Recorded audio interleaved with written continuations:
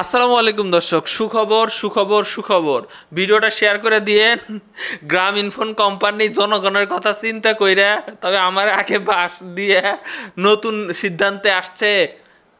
আগে আপনারা কয়েকদিন আগেও 20 টাকা রিচার্জ করলে আপনাদের ব্যালেন্সের মেয়াদ দেওয়া হয়তো 10 দিন। মুহূর্তের মধ্যেই ব্যালেন্সের মেয়াদ ফুরে যাইতো, টাকা থাকলেও আপনি কথা বলতে পারতেন না। সেই সমস্যার সমাধান নিয়ে আসছে গ্রামীণফোন বলতেছে যে এখন মাস 35 দিনে। বুঝতেছেন বিষয়টা? মাস এখন 35 দিনে।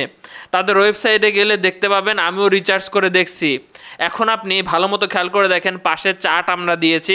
মাস এখন 35 দিনে কীভাবে, সেটা আমি আপনাদেরকে দেখাচ্ছি। এটা হয়তো ব্যাপকভাবে তারা প্রচার করবে আমার মনে হয়। আপনি যদি 20 টাকা থেকে শুরু করে 49 টাকা পর্যন্ত মোবাইলে রিচার্জ করেন, আমার কিছু কথা আছে, শুনে যাবেন।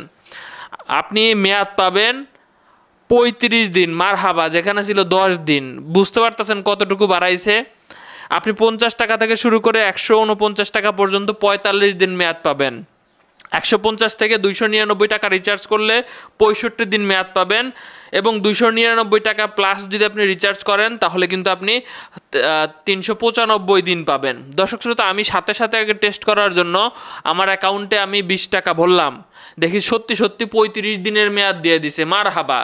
দর্শক শ্রোতা, আমি আপনাদেরকে কিছু ইম্পর্ট্যান্ট কথা বলি, যে কথাটা আপনাদের মাথায় রাখতে হবে।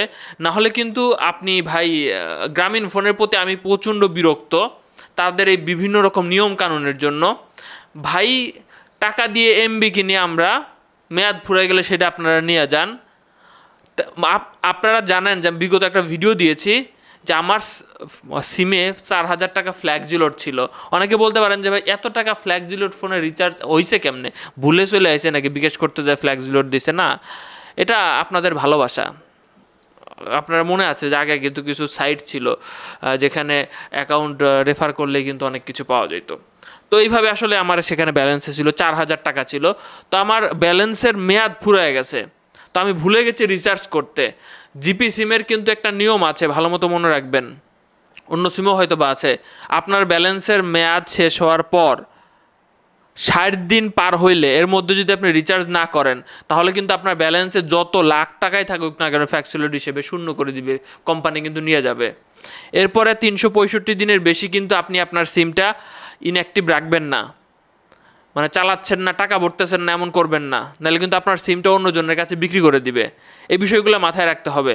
এখানে আমি দেখলাম যে রিচার্জই সব কিছু, রিচার্জ করলে আপনার এটা এক ধরনের ইউজ হয়ে গেল সিম। দর্শক শ্রোতা, গ্রামীণফোনের এই সিদ্ধান্তটাকে আপনারা কি বলবেন? এই যে গ্রামীণফোন এখন 20 টাকা রিচার্জ করলে 35 দিনের মেয়াদ দিচ্ছে, অসাধারণ আমি বলবো। কিন্তু ভাই, আমার 4000 টাকা, আমার 4000 টাকা কি হইলো ভাই?